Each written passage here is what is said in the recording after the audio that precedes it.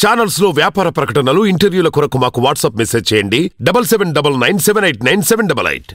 ఓం మహాగణాధిపతయే నమః. ఓం గురుభ్యో నమః. ఓం శ్రీమాత్రే నమః. పరమేశ్వర స్వరూపమైనటువంటి జ్యోతిష, వాస్తు మరియు ఇతర అనేకమైనటువంటి శాస్త్రములను మనకు అందించినటువంటి మహర్షులకి నమస్కారం. హయగ్రీవ హయగ్రీవ హయగ్రీవేతి యో వదేత్తస్య నిస్సరతే వాణీ జన్హుకన్యా ప్రవాహవత్. అరుణాం కరుణాతరంగితాక్షీం ధృతపాశాంకుశపుష్పబాణచాపాం అనిమాదిభిరావృతాం మయూకైః అహమిత్యేవ విభావయే భవానీం. శ్రీమాత్రే నమః.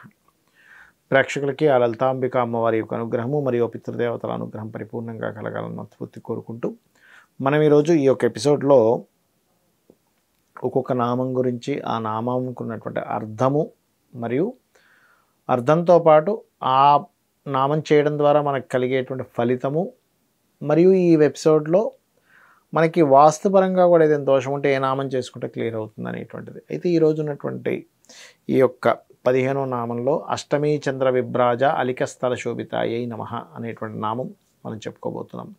అష్టమి నాడు చంద్రుడు ఎలా ఉంటాడండి? అర్ధ చంద్రాకారంలో ఉంటాడు. కాబట్టి అష్టమీ చంద్ర విభ్రాజ అలిక స్థల శోభిత. అష్టమి నాడు చంద్రుడు ఎలా ఉంటాడో అలా ఉందట అమ్మవారి నుదురు. ఈ అష్టమి నాడు చంద్రుడికి అధిపతి ఒక్కొక్క తిథికి తిథి దేవతలు అంటే తిథి నిత్యాదేవతలు అంటూ ఉంటారు. ఈ యొక్క తిథి నిత్యాదేవతల్లో అష్టమి నాటికి త్వరితాదేవి అమ్మవారు ఎవరైతే ఈ నామం చేస్తారో, సగం చంద్రుడి కదండి, ఎలా ఉంటుంది అంటే కొన్ని పనులు మనం చేస్తూ ఉంటే సగంలోకి లాగిపోతాయి పనులని. అరే సగం సగం పనులు అవుతున్నాయండి అంటూ ఉంటాం, ముందు కదలట్లేదండి అంటూ ఉంటాం. ఈ నామాన్ని చేసుకుంటూ ఆ త్వరిత అమ్మవారిని కనుక తలుచుకున్నట్లయితే 100% అమ్మవారి యొక్క అనుగ్రహంతో అయితే ఆ చంద్రుడిని చూస్తూ కానీ, లేకపోతే అమ్మవారి యొక్క పాలభాగం నుదుటి భాగాన్ని చూసి కానీ, అబ్బా అష్టమి నాడు చంద్రుడిలాగా అలా చంద్రాకారంలాగా ఉంది కదా అనుకోవాలి. అంటే ఏమిటి, వసిన్యాది వాగ్దేవతలు ఎందుకు చెప్పారు ఇవన్నీ అంటే, ఇందులో చూడ్డానికి ఒక వర్ణంలా ఉంటుంది.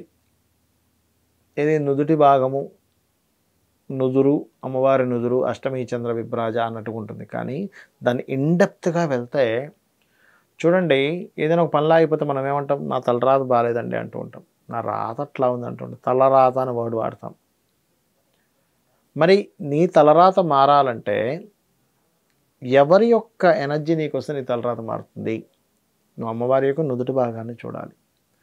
నుదుటి యొక్క భాగాన్ని చూస్తూ ఓం అష్టమీ చంద్ర విభ్రాజ అలిక స్థల శోభితాయే నమః ఒక ½ అవర్ చేస్తే కనుక దీనివల్ల 2 ఫలితాలండి. ఒకటి, మీకు ఆగుతున్నటువంటి పనులు ముందు కదులుతాయి. సహజంగా ఎందుకు ఆగుతాయి పనులు అంటే, మీకు ఏదైతే మహాదశ నడుస్తుందో ఆ మహాదశానాథుడు లేకపోతే గోచారంలో కేతువు యొక్క ప్రభావము, వాటి వల్ల పనులు ఆగుతూ ఉంటాయి. దానికి ఈ మంత్రం చేసుకోవడం ద్వారా క్లియర్ అవుతుంది. అలాగే ఇంట్లో ఒక్కొక్కసారి వాయువ్యం కనుక బాగోపోతే మానసిక సంఘర్షణ ఏర్పడుతూ ఉంటుంది. ఆ వాయువ్యము అంటే ఇంగ్లీష్లో నార్త్ వెస్ట్ అంటారు. ఈ నార్త్ వెస్ట్ కనుక బాగాలేదనుకోండి, ఇంట్లో నివసించే వాళ్ళ యొక్క మనసు స్థిమితంగా ఉండదు, ఎప్పుడు కకలావికలంగా ఉంటూ ఉంటుంది. ఆ కకలావికలంగా ఉన్నటువంటి స్థితి కాస్త పూర్తిగా మారుతుంది. ఇది వాయువ్యంలో ఉండేటువంటి దోషము తొలగుతుంది. చంద్రుడు కదండి అధిపతి. ఇప్పుడు మనం అష్టమీ చంద్ర విభ్రాజ అంటే ఎవరనుకున్నాము? అర్ధచంద్రాకారంలో ఉన్నటువంటి అమ్మవారి యొక్క నుదుటి భాగాన్ని తలుచుకున్నాం. సో ఆ రకంగా. అలాగే మనకి ఈ పాడ్యమి నుంచి పౌర్ణమి వరకు ఒక్కొక్క తిథికి ఒక్కో దేవతని చెప్పడం జరిగిందండి. ఇవన్నీ ఎందుకు చెప్తున్నానంటే, నేను మీకు ఈ తిథి నిత్యా దేవతలను తలుచుకుంటే మంచిది, కావాలంటే ఎవరైనా రాసుకోవచ్చు కూడా దీన్ని. అదేవిధంగా శుక్లపక్షము కృష్ణపక్షము ఉంటుంది మనకి. శుక్లపక్షానికి కృష్ణపక్షానికి తేడా వేరే వేరే ఉంటుంది. ఇప్పుడు పాడ్యమి ఉందనుకోండి, కామేశ్వరి శుక్లపక్షానికి, అదే కనుక కృష్ణపక్షానికి చిత్ర అనేటువంటి దేవత. విదయ తిథికి, ఎందుకంటే పాడ్యమి తర్వాత విదయ వస్తుంది, విదయ తిథికి భగమాలిని అమ్మవారు. అంటే విదయ తిథిలో నేను ఈ తిథిలో నేను పలానా పని చేద్దాం అనుకుంటున్నాను, నాకు ఈ తిథి ఏమైనా ప్రాబ్లం వస్తుందా? కొంతమంది అంటుంటారు, అమ్మో ఈ తిథిలో మీరు ప్రారంభించారని. అప్పుడు భగమాలిని చేసుకోవాలి. ఇది ఎప్పుడు శుక్లపక్షంలో వచ్చేటువంటి తిథికి భగమాలిని అమ్మవారిని. అదేవిధంగా కృష్ణపక్షంలో కనుక వచ్చేటువంటి తిథికి జ్వాలామాలిని. ఈ రకంగా నేను మీకు అన్ని పేర్లు చెప్తాను, నోట్ చేసుకోండి. అదేవిధంగా తదియ ద్వాదశికి నిత్యక్లిన్న సర్వమంగళ. ఫస్ట్ చెప్పేది శుక్లపక్షం, దాని తర్వాత చెప్పేది కృష్ణపక్షం, ఇది గుర్తుపెట్టుకోండి. చవితికి భేరుండ విజయ, పంచమికి వహ్ని వాసిని, వహ్ని మండల వాసిని అని మనకు నామాల్లో వస్తుంది. అలా ఆ రకంగా వహ్నివాసిని, అదేవిధంగా నీలపతాక.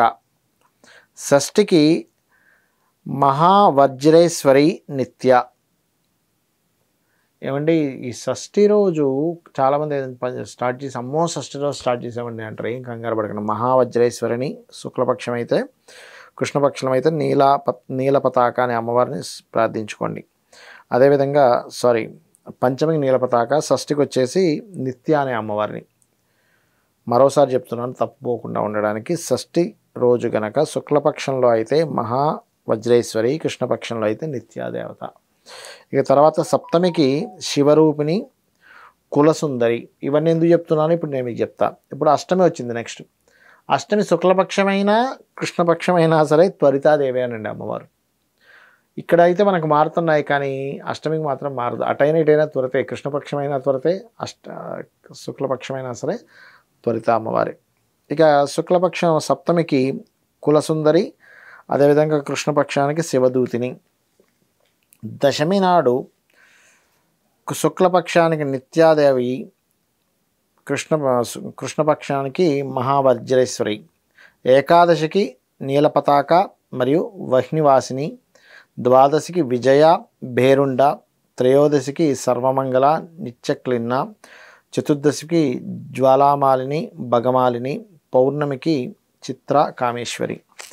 ఇవేంటంటే ఈ అమ్మవార్లు మారుతూ ఉంటారు శుక్లపక్షానికి కృష్ణపక్షానికి, కానీ ఎప్పుడైతే అష్టమి వస్తుందో అక్కడ మాత్రం ఏ మార్పు ఉండదు. సో చేసుకొని మీ యొక్క జీవితాన్ని తరింపజేసుకోవాలని కోరుకుంటూ శ్రీమాత్రే నమః.